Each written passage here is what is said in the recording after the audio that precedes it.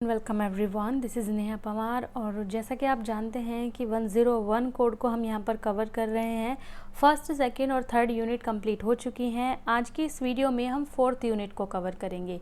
और ये जो फोर्थ यूनिट है ये फोकस करती है नेशनल और इंटरनेशनल ऑर्गेनाइजेशंस पर, जो कि लाइब्रेरी में अपना एक विशेष योगदान देती हैं। यूनिट का नाम है प्रोफेशनल एसोसिएशंस, जिसमें कि फर्स्ट टॉपिक को देखकर ही आपको पता चल जाएगा, जो कि है role and contributions of national organization such as UGC, ILA and ISLIC, IASLIC। ठीक है, तो इसके बारे में बात करेंगे। सबसे पहले हम यूजीसी के बारे में जानेंगे। पहली बात तो ये है कि ये जो हैं वो नेशनल ऑर्गेनाइजेशंस हैं। ठीक है, तो नेशनल ऑर्गेनाइजेशन है जिसमें यूजीसी का जो है नाम वो है यूनिवर्सिटी ग्रांट कमीशन, और आईएलए है जो इंडियन लाइब्रेरी एसोसिएशन, और ISLIC जो है Indian associations of Special Library and Information centres. तो चलिए पहले यूजीसी को करते हैं स्टार्ट। यूनिवर्सिटी ग्रांट कमीशन, विश्वविद्यालय अनुदान आयोग। भारत सरकार ने उच्च शिक्षा के विकास के लिए 1953 में यूजीसी की स्थापना की थी। तो यूजीसी की स्थापना किसने की थी? भारत सरकार ने उच्च शिक्षा के विकास के लिए 1953 में, तथा स्थापना के बाद ही भारत में शिक्षा का वास्तविक विकास संभव हो सका। इस आयोग ने ग्रंथालय में शिक्षा प्रदान करने के लिए एक पद्धति विकसित की, जिसके अंतर्गत महाविद्यालय एवं विश्वविद्यालय ग्रंथालयों के लिए पाठ्य सामग्री, फर्नीचर, भवन, उपकरण एवं ग्रंथालय कर्मचारी आदि के लिए नियमित एवं अतिरिक्त अनुदान देने की घोषणा की, जिसके फलस्वरूप महाविद्यालय एवं विश्वविद्यालय में ग्रंथालयों का स्थान महत्वपूर्ण हो गया। कॉलेज तथा विश्वविद्यालय ग्रंथालयों के विकास में यूजीसी की भूमिका भारत सरकार ने 1948 में प्रमुख शिक्षा शास्त्री डॉक्टर सर्वपल्ली राधाकृष्णन की अध्यक्षता में शिक्षा एवं ग्रंथालय के विकास के लिए यूईसी अर्थात विश्वविद्यालय शिक्षा आयोग का गठन किया। इसके बाद श्री देशमुख की अध्यक्षता में 1953 में यूईसी का नाम बदलकर यूजीसी कर दिया गया। यानी कि ई जो एजुकेशन था उसको ग्रांट यानी कि अनुदान में बदल दिया गया। भारत में कॉलेज एवं विश्वविद्यालय ग्रंथालयों के विकास में निम्न कार्यक्रम प्रमुख थे: ग्रंथालय समिति, यूजीसी लाइब्रेरी कमेटी।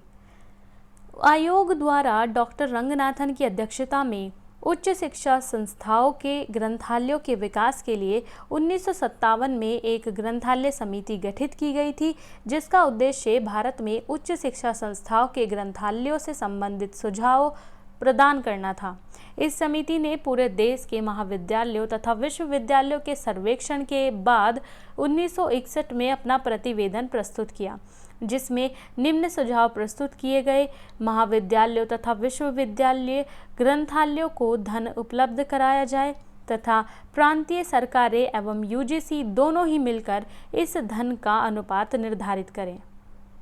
धन का निर्धारण एवं स्वीकृत प्रति व्यक्ति सूत्र के आधार पर किया जाना चाहिए, जिसमें प्रति छात्र 15 रुपये तथा प्रति अध्यापक 200 रुपये के आधार पर निश्चित हो।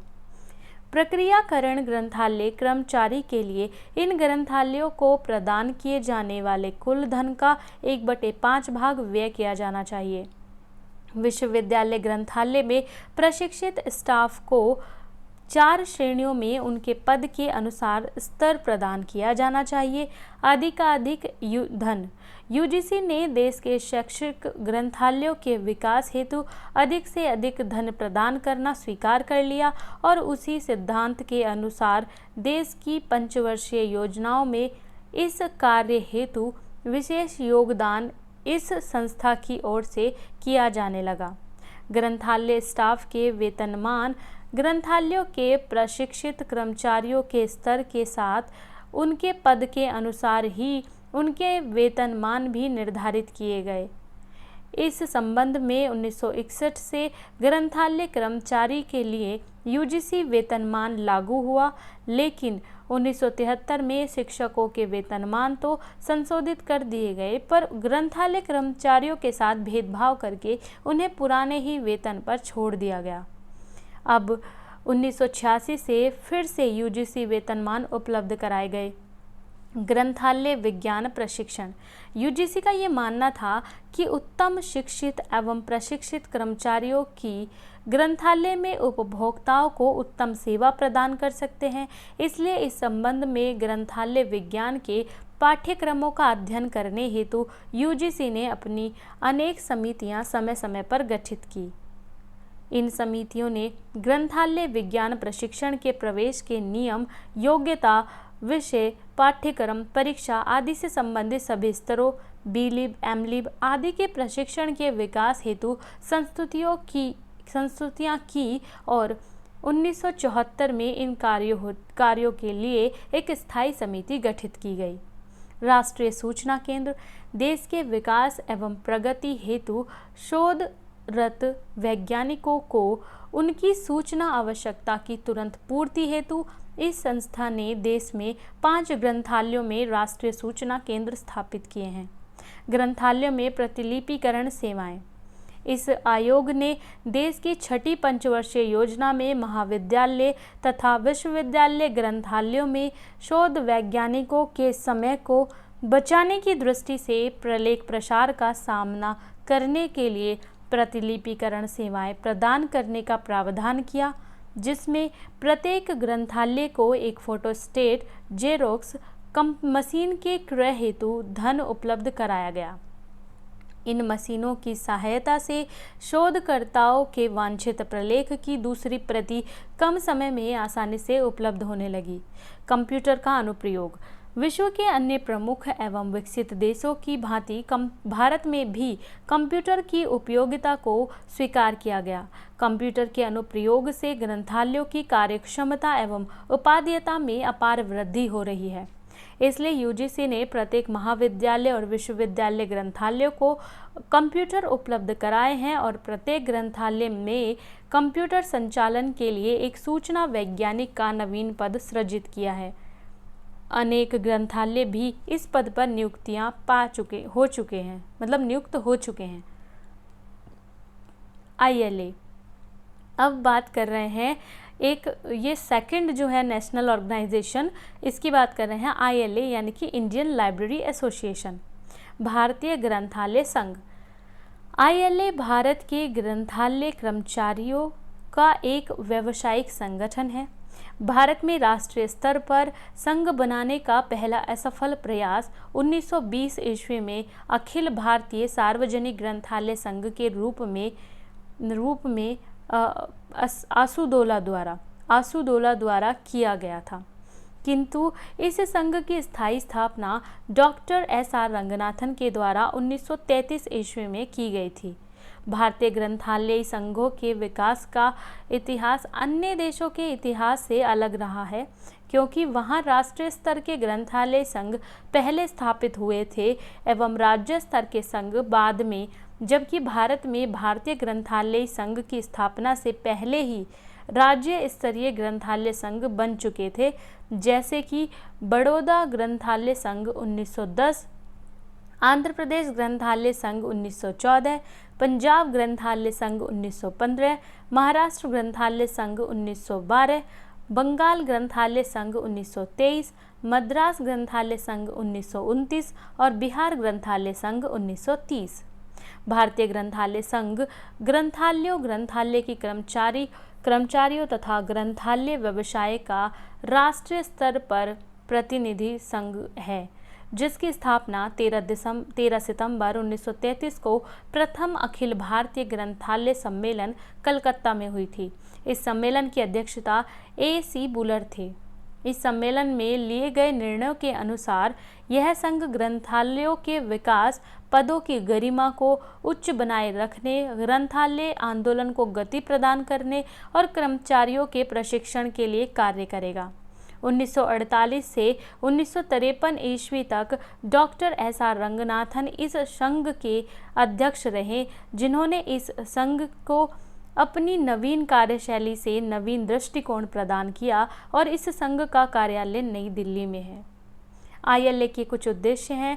ILA के क्या उद्देश्य हैं, चलिए देखते हैं। भारत के ग्रंथालय आंदोलन को बढ़ावा देना, यानी कि भारत में ग्रंथालय आंदोलन को बढ़ावा देना, ग्रंथालय सेवा के प्रत्येक पक्ष में सुधार लाना, ग्रंथालय विज्ञान शिक्षा को बढ़ावा देना, कर्मचारियों के प्रशिक्षण में सुधार लाना, ग्रंथालय विज्ञान के अध्ययन एवं शोध को प्रोत्साहन देना, कर्मचारियों के वेतन स्थिति तथा सेवा की शर्तों को उत्तम बनाने के लिए प्रयास करना, ग्रंथालय तथा प्रलेखन केंद्रों की स्थापना करना, ग्रंथालय अधिनियम को स्वीकार करने के लिए प्रोत्साहन प्रदान करना, संघ के लक्ष्यों को प्राप्त करने के लिए बुलेटिन, पत्रिकाएं, पुस्तकें आदि प्रकाशित करना, राज्य स्तरीय एवं अंतर्राष्ट्रीय स्तरीय संघों से संबद्ध रहना, ग्रंथालयों से संबंधित विभिन्न तकनीकी विषयों पर सम्मेलन आयोजित करना, ग्रंथालय एवं सूचना विज्ञान की शिक्षण एवं प्रशिक्षण संस्थाओं का विस्तार करना। संगठन, अगर ILA यानी कि इंडियन लाइब्रेरी एसोसिएशन के संगठन की बात करें तो 1933 में ग्रंथालय संघ के गठन के समय इसके मात्र 70 सदस्य थे एवं 1988 में इसकी संख्या बढ़कर 2800 हो गई, जबकि वर्तमान में 7000 से ज़्यादा सदस्य हैं इसके। संघ के सभी सदस्य इसकी आम सभा के सदस्य हैं तथा सभी मिलकर प्रत्येक 2 वर्ष बाद अपने पदाधिकारियों को चुनते हैं।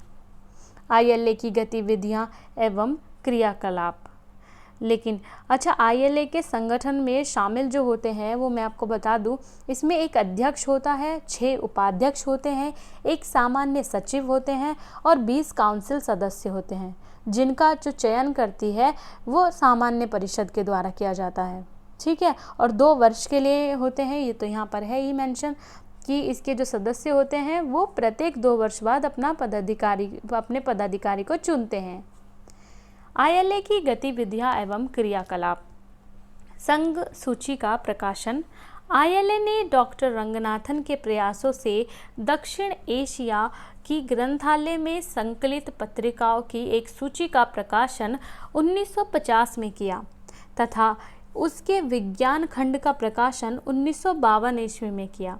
कार्यशाला एवं सेमिनार, यह संघ प्रत्येक वर्ष अपना वार्षिक सम्मेलन देश के विभिन्न भागों में प्रारंभ से ही करता चला आ रहा है, जिसके अतिरिक्त कार्यशाला, सेमिनार तथा प्रशिक्षण कार्यक्रम भी आयोजित करता है। पत्रिका का प्रकाशन, इस संघ के द्वारा 1942 में एक पत्रिका लाइब्रेरी बुलेटिन का प्रकाशन प्रारंभ किया गया। 1949 ईस्वी में एक नवीन पत्रिका एबगिला का प्रकाशन प्रारंभ किया गया और 1953 में ILA बुलेटिन का प्रकाशन प्रारंभ किया गया, जो कि इस संघ की आधिकारिक पत्रिका थी। ILA बुलेटिन, अंतर्राष्ट्रीय संगठनों से संबद्धता, यह संघ IFLA यानी कि IFLA, IFLA तथा कॉमला, कॉमनवेल्थ लाइब्रेरी एसोसिएशन से भी संबंध रखता है। इसके अतिरिक्त अनेक राष्ट्रीय संगठनों में भी इसका प्रतिनिधित्व है, जैसे राजा राम मोहन राय ग्रंथालय प्रतिष्ठान जो कि न्यू दिल्ली में है, राष्ट्रीय पुस्तक न्यास, bureau of Indian standards. UNESCO के साथ कार्य, इस संघ के कार्यों से प्रभावित होकर यूनेस्को ने इसे निम्न 2 प्रोजेक्ट करने के लिए प्रदान किए हैं, जो कि एक है एशियाई नामों का अभिकल्पन करना और दूसरा है एशियाई पत्रिकाओं की निर्देशिका तैयार करना। ओके, निष्कर्ष, ILA अपने लगभग 65 वर्षों के कार्यकाल में अनेक ऊंच नीच से गुजरा है। डॉक्टर रंगनाथन के सभापतित्व काल में 1948 से 1953 में इस संघ ने एक राष्ट्रीय संघ का पूर्ण स्थान प्राप्त किया तथा अंतर्राष्ट्रीय स्तर पर अत्यंत ख्याति अर्जित की। रंगनाथन के बाद यह संघ कोई संतोषजनक कार्य करने में सफल नहीं हो सका, क्योंकि रंगनाथन के बाद के पदाधिकारियों ने इसे अपने स्वार्थ सिद्ध करने का एक साधन समझ लिया। अब बात करते हैं आइसलिक की, यानी कि IASLIC Indian Association of Special Library and Information Centres. IASLIC बोलेंगे इसको, IASLIC भारत के विशिष्ट ग्रंथालयों एवं सूचना केंद्रों का संघ है। ये इसका गठन 3 सितंबर 1955 ईस्वी को कलकत्ता में डॉक्टर SL हारा की अध्यक्षता में हुआ था। 1956 में IASLIC का पहला अधिवेशन हुआ था।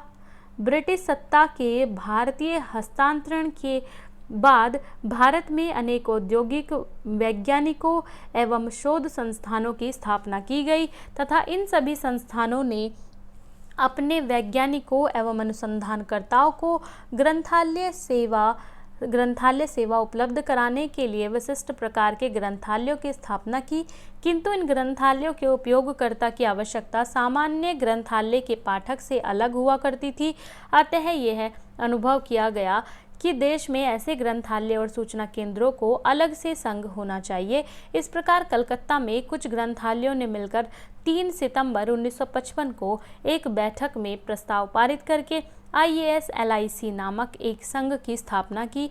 उद्देश्य, इस संघ की स्थापना के समय इसके निम्न उद्देश्य निर्धारित किए गए थे: ज्ञान के संग्रहण, व्यवस्थापन एवं प्रकीर्णन को प्रोत्साहन प्रदान करना, ग्रंथालयों की सूचना एवं प्रलेखन सेवा की गुणवत्ता में सुधार करना, विशिष्ट ग्रंथालयों के मध्य पारस्परिक सहयोग एवं समन्वय को प्रोत्साहन प्रदान करना, ग्रंथालय तथा सूचना केंद्रों के लिए सक्रिय संबंधों को बढ़ाना, ग्रंथालय में कार्यरत कर्मचारियों की तकनीकी क्षमता को बढ़ाना, वैज्ञानिक, औद्योगिक तथा अन्य विषय के लिए सूचना केंद्रों के रूप में कार्य करना, संघ के उद्देश्यों के अनुरूप कार्य।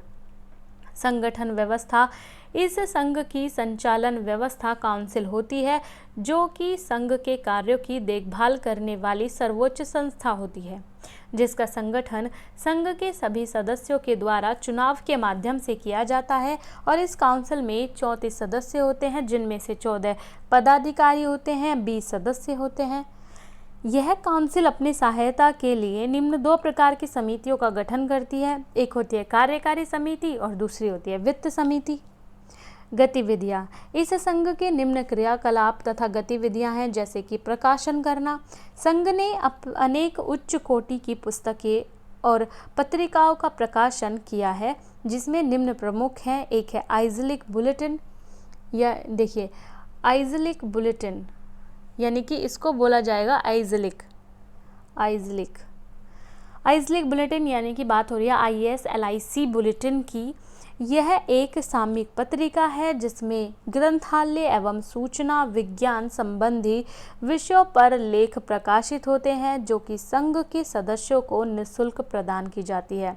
आइजलिक न्यूज़लेटर्स, ग्रंथालय व्यवसाय से संबंधी व्यक्तियों तथा संगठनों की गतिविधियों से संबंधित समाचार इसमें प्रकाशित किए जाते हैं। यह निःशुल्क प्रदान किया जाता है।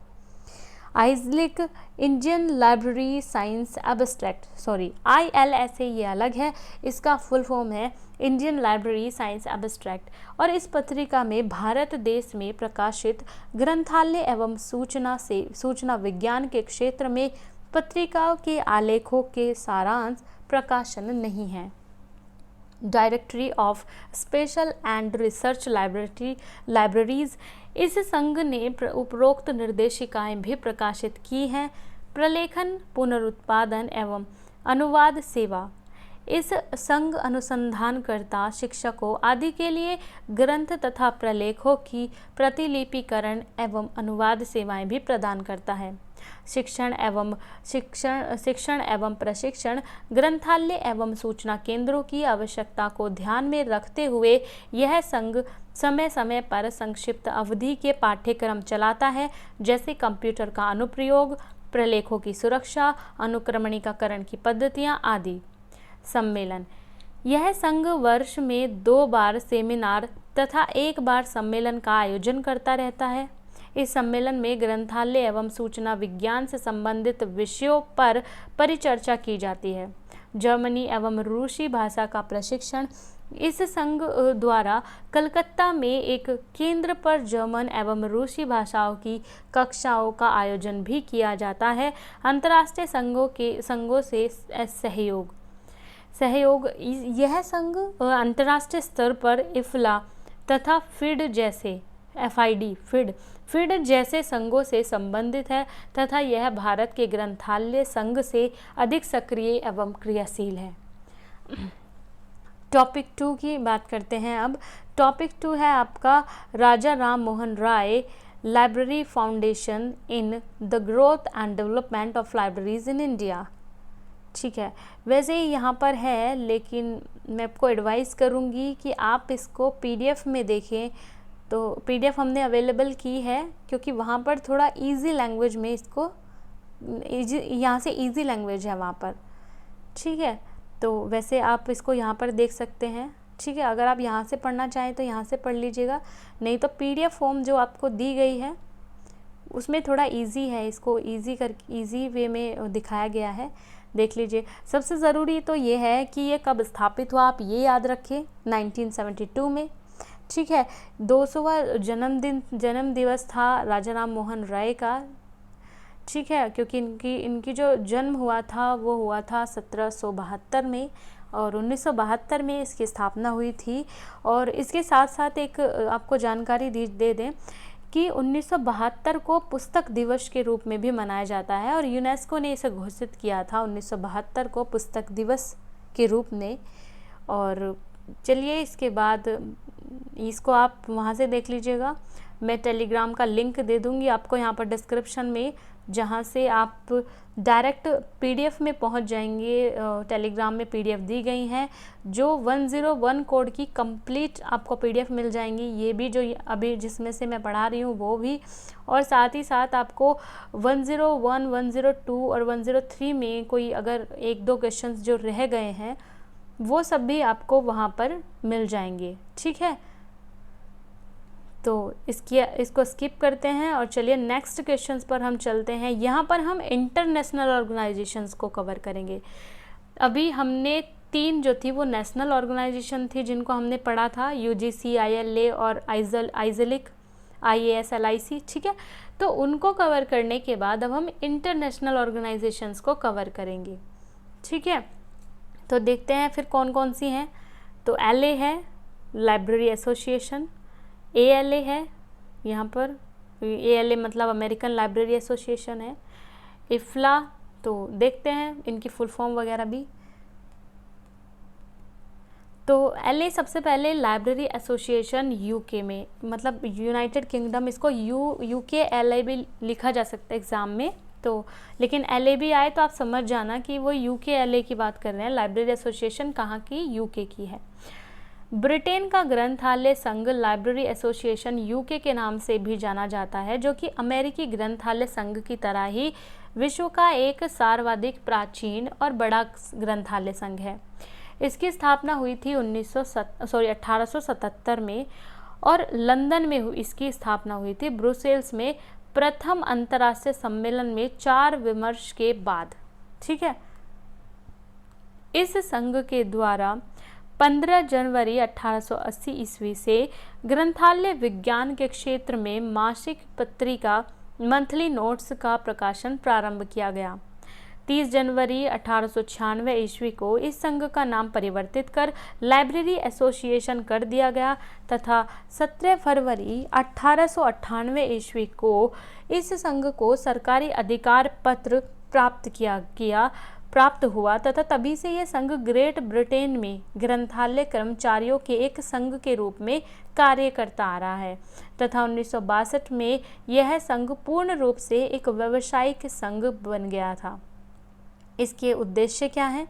लाइब्रेरी एसोसिएशन का प्राथमिक उद्देश्य है ग्रंथालय कार्य एवं सेवाओं में अभिरुचि रखने वाले सभी व्यक्तियों को संगठित करना तथा ग्रंथालय की स्थापना एवं विकास में उन्नति के लिए एवं देश में ग्रंथालय आंदोलन के विकास के लिए कार्य करना। इसके अतिरिक्त ग्रंथालय विज्ञान के क्षेत्र में अनुसंधान को प्रोत्साहन प्रदान करना, तथा कर्मचारियों के तकनीकी प्रशिक्षण की दिशा में कार्य करना होता है। संगठन एवं संचालन व्यवस्था, इसके सदस्यों की संख्या लगभग 24,000 है। इसके जो सामान्य सदस्य हैं वो कितने हैं? लगभग 24,000। और सदस्यता, इसकी सदस्यता स्वतंत्र रूप से ग्रंथालय व्यवसाय में रुचि रखने वाले, जो इस संघ के उद्देश्य में रुचि रखते हैं आदि सभी के लिए ये खुली हुई है। यानी कि कोई भी व्यक्ति, चाहे वो किसी भी देश का हो या कहीं से भी हो, वो इसकी सदस्यता ले सकता है। अब बात करते हैं एसोसिएटशिप की। इस संघ के एक विशिष्ट सदस्यता एसोसिएटशिप उन्हीं व्यक्तियों को प्राप्त हो सकती है जो इस संघ द्वारा इसी उद्देश्य से निर्धारित पाठ्यक्रम तथा प्रशिक्षण को पूरा कर लेते हैं। फेलोशिप, इस संघ के सर्वोत्तम सदस्यता फेलोशिप उन्हीं व्यक्तियों को प्राप्त होती है जो ग्रंथालय शिल्प की प्रमुख सेवा के लिए निर्धारित शोध प्रबंध जमा कर देते हैं। संचालन व्यवस्था, इस संघ का संचालन 60 सदस्यों की एक परिषद करती है जिसका चुनाव सामान्य सदस्यों द्वारा मतदान करके किया जाता है। इस परिषद के परामर्श के लिए 4 मुख्य समितियां भी होती हैं जो निम्न होती हैं।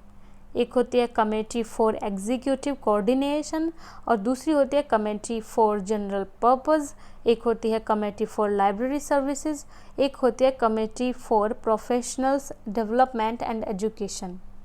क्षेत्रीय शाखाएं, इस संघ के स्कॉटिश तथा वेल्स ग्रंथालय संघों को मिलाकर 12 क्षेत्रीय शाखाएं और इस कार्य में रुचि रखने वाले 23 अन्य विशिष्ट दल हैं। गतिविधियां एवं क्रियाकलाप, ग्रंथालय अधिनियम, ब्रिटेन में ग्रंथालय अधिनियम को बढ़ाने में ग्रंथालय संघ की भूमिका को सभी स्तरों पर स्वीकार किया गया है। 1892 से 1919 ईस्वी में सार्वजनिक ग्रंथालय अधिनियम तथा 1964 ईस्वी में सार्वजनिक ग्रंथालय एवं संग्रहालय अधिनियम इत्यादि सभी ग्रंथालय संघ के प्रयासों से ही लागू एवं क्रियान्वित हो सके हैं। वार्षिक सम्मेलन यानी कि एनुअल कमेटी, एनुअल कमेटी, और ये संघ क्या करता है? ब्रिटेन में प्रतिवर्ष वार्षिक सम्मेलन आयोजित करता है। इसके साथ ही क्षेत्रीय केंद्र एवं क्षेत्रीय दल भी अपने अपने क्षेत्रों में सम्मेलन, बैठकें तथा अध्ययन स्कूल आयोजित करते हैं तथा अपनी कार्यवाहियों को भी प्रकाशित करते हैं। इस संघ के द्वारा देश में ग्रंथालय विज्ञान शिक्षा प्रदान करने के लिए स्कूल की स्थापना की गई तथा प्रमुख सामयिक विषयों पर प्रशिक्षण कार्यक्रम भी संचालित करता है। प्रकाशन, इस संघ का अपना प्रभावशाली प्रकाशन विभाग और योजना है जो कि लाइब्रेरी एसोसिएशन प्राइवेट लिमिटेड के द्वारा निकाले जाते हैं, जैसे कि लाइब्रेरी एसोसिएशन रिकॉर्ड जो कि मंथली होते हैं, करंट टेक्नोलॉजी इंडेक्स जो कि मंथली होते हैं, और जर्नल ऑफ लाइब्रेरियनशिप जो कि क्वार्टरली होते हैं, यानी कि हाफ ईयरली। और यहाँ पर बात हो रही है ग्रंथालय का स्तर और मानक। यह संघ ग्रंथालय में ग्रंथालय सेवा के उच्च मानकों को स्थापित करने का प्रयास करता है। इस संघ ने ग्रंथालय की तकनीकियों, विधियों, प्रक्रियाओं और उपकरणों के लिए मानक तथा मार्गदर्शक नियम विकसित करने में भी अपनी अभिरुचि दिखाई है। अन्य संस्थाओं के संबंध, यह संघ अनेक आधिकारिक संस्थाओं एवं समितियों में अपना प्रतिनिधित्व करता है तथा ग्रंथालयों के विकास के लिए अपनी ओर से परामर्श सेवा तथा व्यावसायिक सहायता उपलब्ध कराता है। अंतर्राष्ट्रीय सहयोग, यह संघ अंतर्राष्ट्रीय स्तर पर यूनेस्को, इफ्ला तथा फीड के साथ कार्य करता है तथा उनकी योजनाओं में भाग लेता है। यह विकासशील देशों की योजनाओं में सहायता करने के लिए ब्रिटिश काउंसिल की भी मदद करता है। यह संघ सांस्कृतिक आदान प्रदान के कार्यक्रमों का भी संचालन करता है। पुरस्कार एवं सम्मान, यह संघ ग्रंथालय के क्षेत्र में अनेक पुरस्कार एवं सम्मान भी प्रदान करता है, जिसमें कार्नेगी मेडल, काल्विन मेडल और व्हिटले मेडल, वेस्टरमैन मेडल आदि प्रमुख हैं। अब बात करते हैं ALA की, यानी कि अमेरिकन लाइब्रेरी एसोसिएशन। अमेरिकी ग्रंथालय संघ अमेरिका का ग्रंथालय कर्मचारियों का एक व्यावसायिक राष्ट्रीय संगठन है। अमेरिका में राष्ट्रीय स्तर पर ग्रंथालय संघ गठित करने का कार्य 19वीं शताब्दी में प्रारंभ हो गया था। 1876 ईस्वी में यह सम्मेलन के अवसर पर फिलाडेल्फिया में इसकी स्थापना की गई थी। यह विश्व का पहला ग्रंथालय संघ है जिसकी स्थापना विश्व प्रसिद्ध दशमलव वर्गीकरण पद्धति के जनक डॉक्टर मेलविल डेवी के प्रयासों से हुआ था। ALA का मुख्यालय शिकागो में है। ALA के लगभग 4000 सदस्य पंजीकृत हैं, जिनमें लगभग 32,000 व्यक्तिगत तथा लगभग 8,000 समष्टि संस्थाएं हैं। इसके कार्यालय में लगभग 300 वेतनभोगी कर्मचारी कार्यरत हैं। इसका संचालन 150 सदस्यों की एक निर्वाचित परिषद के द्वारा किया जाता है। उद्देश्य: ग्रंथालय के हितों की रक्षा करना, ग्रंथालय कर्मचारियों के मध्य मित्रता की भावना का विकास करना, ग्रंथालय व्यवस्था में रुचि रखने वाले व्यक्तियों में ज्ञान का आदान प्रदान करना और ग्रंथालय व्यवसाय को प्रोत्साहन प्रदान करना। कार्य एवं गतिविधियाँ: ALA के मुख्य कार्य, क्रियाकलाप, गतिविधियाँ एवं योगदान निम्नलिखित हैं। ग्रंथालय विज्ञान का विकास: विश्व में ग्रंथालय शिक्षा एवं विज्ञान का विकास ALA के सहयोग से संपन्न हो सका है, जिसका श्रेय डॉक्टर मेलविल डेवी को जाता है। इन्होंने ALA के माध्यम से 1886 में ग्रंथालय विज्ञान का प्रशिक्षण प्रारंभ किया। ALA के कार्य एवं क्रियाकलाप प्रमुख रूप से ग्रंथालय सेवा एवं व्यवस्था की प्रगति एवं विकास से ही अधिक संबंधित रहे हैं। ALA की सेवाएं अमेरिकी नागरिकों को प्रदान करने के साथ साथ अपने सदस्यों की भी सेवा से प्रत्यक्ष रूप से संबंधित हैं। इसका उद्देश्य इसके सदस्यों के कल्याण एवं हित के लिए प्रयास करना है तथा उनके व्यावसायिक स्तर को सुरक्षा प्रदान करना एवं उनकी स्वयं उन्नति के लिए अवसर प्रदान करना है। ग्रंथालय सेवा को एक व्यावसायिक सेवा के रूप में स्थापित करना है। प्रशासकों द्वारा प्रकाशित व्यावसायिक साहित्य के प्रकाशन को प्रोत्साहित करना है। ग्रंथालय द्वारा प्रदान की जाने वाली सेवाओं में नवीन प्रौद्योगिकी के उपयोग को प्रोत्साहन प्रदान करना है। प्रकाशन: यह संघ निरंतर सर्वाधिक ग्रंथालय साहित्य प्रकाशित करता है। अब तक 200 से अधिक आख्याएं प्रकाशित की जा चुकी हैं, जिनमें AALA catalogue, AACR, American library laws, books for college library, American libraries, journal of information and library automation हैं। IFLA: अब बात करते हैं IFLA की, international federation of library association. अंतर्राष्ट्रीय स्तर पर ग्रंथालय कर्मचारियों का संघ बनाने का निर्णय 1926 में स्विट्जरलैंड के प्राग शहर में एक सभा में लिया गया था, जिसका नाम दोबारा हुआ अधिवेशन में IFLA रखा गया। जब ये सम्मेलन दूसरी बार हुआ तो इसका नाम IFLA रखा गया।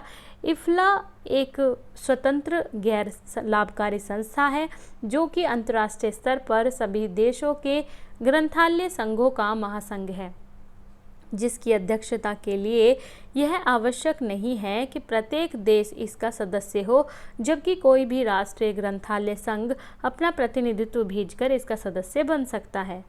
उद्देश्य: ग्रंथालयों के क्रियाकलापों के क्षेत्र में सहयोग प्रदान करना, विभिन्न देशों के मध्य अंतर्राष्ट्रीय संबंध एवं समझौते को प्रोत्साहन देना, अविकसित देशों में ग्रंथालयों के प्रतिनिधियों के विकास के लिए प्रशिक्षण स्कूलों की व्यवस्था करना, ग्रंथालय शोध कार्य को प्रोत्साहन प्रदान करना। और संगठनात्मक व्यवस्था की बात है तो IFLA यानी कि IFLA की संगठन व्यवस्था की 3 समितियां नियुक्त की गई हैं। सामान्य समिति: IFLA के जितने भी पंजीकृत सदस्य होते हैं वे सभी इस समिति के सदस्य होते हैं। इस समिति का अधिवेशन वर्ष में एक बार होता है। कार्यकारी समिति, इस समिति में का प्रकाशन बोर्ड कहलाती है, जिसका गठन 3 वर्ष के लिए निम्न प्रकार होता है। इसके सदस्यों का चयन निम्न प्रकार होता है। अध्यक्ष, इसमें 1 अध्यक्ष होते हैं, 6 उपाध्यक्ष होते हैं, 1 कोषाध्यक्ष होते हैं और 12 सदस्य होते हैं। परामर्शदात्री समिति, इस समिति का कार्य परामर्श देना होता है और इस समिति के सदस्य अध्यक्ष विभिन्न विभागों एवं समितियों के सचिव एवं अंतर्राष्ट्रीय स्तर के सदस्य होते हैं। क्रियाकलाप एवं गतिविधियाँ। विशेषज्ञ परामर्श, विभिन्न देशों की ग्रंथालय सेवाओं की योजना एवं विकास में अनेक विशेषज्ञों का परामर्श प्रदान करती है। योजनाओं में सहायता, ग्रंथालय की विभिन्न प्रकार की योजनाओं में कई प्रकार की सदस्यता प्रदान करती है। सार्वजनिक वकालत, यह संस्था किसी भी देश की सरकार को ग्रंथालय एवं उसके कर्मचारियों के हितों की रक्षा के लिए वकालत करती है। पथ प्रदर्शन, यूनेस्को से धन लाभ प्राप्त करने के लिए ग्रंथालयों को मार्गदर्शन प्रदान करती है। ग्रंथालय संघों का विकास, ग्रंथालय संघ के पुनरुद्धार के लिए उत्साहित करना और उससे सहयोग संपर्क बनाए रखना। विकसित देशों की सहायता, विकसित देशों के ग्रंथालयों के लिए यह महासंघ अपनी सेवाएं देकर सहायता करता है। सम्मेलन आयोजन, यह महासंघ ग्रंथालय एवं ग्रंथालय सेवा के क्षेत्र में सम्मेलन एवं सभाएं आयोजित करता है। प्रकाशन, इफ्ला जर्नल क्वार्टरली और इफ्ला ईयर बुक्स, इसमें से ज़्यादा नहीं, कुछ जो आपको सही लगे बस वही याद कर लेना। IFLA directory of association, IFLA first 50 year standards for public libraries, ISBD for salary serials. ठीक है, तो जो आपको सही लगे 2-3 जो याद रह जाए। FID, international federation of documentation. तो 2 अमेरिकन व्यक्ति थे, एक थे पॉल आउटलेट और दूसरे थे हेनरी ला फॉन्टेन। इन दोनों ने 1875 में ब्रुसेल्स में ग्रंथ संदर्भ सूची के क्षेत्र में एक अंतर्राष्ट्रीय संस्था इंटरनेशनल इंस्टीट्यूट ऑफ बिब्लियोग्राफी के नाम से स्थापित की। इंटरनेशनल इंस्टीट्यूट ऑफ बिब्लियोग्राफी 1931 में इसी का नाम बदलकर IFD कर दिया गया। इसको यूनेस्को ने अनुदान प्राप्त इसे यूनेस्को से अनुदान प्राप्त होता है। प्रलेखन केंद्रों के इसके मुख्य सदस्य होते हैं तथा प्रत्येक देश का यह प्रतिनिधि इसका सदस्य होता है। वैसे कोई भी व्यक्ति इसका सदस्य बन सकता है। उद्देश्य क्या है इसके? प्रलेखन के क्षेत्र में अंतर्राष्ट्रीय संस्था स्थापित करना, प्रलेखन के क्षेत्र में कार्यरत संस्थाओं के बीच समन्वय स्थापित करना, प्रलेखन सेवाओं का विस्तार करना, प्रलेखन के क्षेत्र में शोध क्रियाकलापों को प्रोत्साहन प्रदान करना, प्रलेखन के क्षेत्र में कार्यरत कर्मचारियों की शिक्षा में विकास की व्यवस्था एवं प्रशिक्षण की व्यवस्था करना, विशेषज्ञों की सहायता से प्रलेखन के क्षेत्र में लंबी अवधि की विकास योजनाएं बनाना, प्रलेखन के क्षेत्र में प्रत्येक क्षेत्र को नेटवर्क से जुड़ने के लिए अंतर्राष्ट्रीय स्तर पर भाषा की समस्या को सुलझाना, प्रलेखन के क्षेत्र में कार्यरत प्रलेखन अधिकारी के कार्यों को सुरक्षित करना, प्रलेखन सेवा प्रदान करने के लिए मानक स्थापित करना। संगठन व्यवस्था, फीड की नीतियों के निर्धारण के लिए 1955 में यह एक समिति नियुक्त की गई थी जिसमें उस समय 21 देश सदस्य थे। धीरे धीरे बढ़ते हुए 1995 में इस समिति के सदस्यों की संख्या 83 हो गई है। फीड की व्यवस्था के लिए निम्न 3 आयोग कार्यरत हैं जो कि हैं फीड CLA, फीड CAO और फीड CAF। ठीक है, यानी कि commission for Latin American, commission for Asia and oceans and commission for Africa. Feed की संगठन व्यवस्था के लिए 3 भागों में इसको विभाजित किया गया है। सामान्य सभा, संघ के सभी सदस्य इसके होते हैं। ओके, सामान्य सभा में संघ के सभी सदस्य होते हैं। और कार्यकारी सभा चुने हुए सदस्यों की ये सभा होती है। कार्यकारी सभा किसकी होती है? चुने हुए सदस्यों की। और एक होता है सचिवालय। गतिविधियां एवं क्रियाकलाप।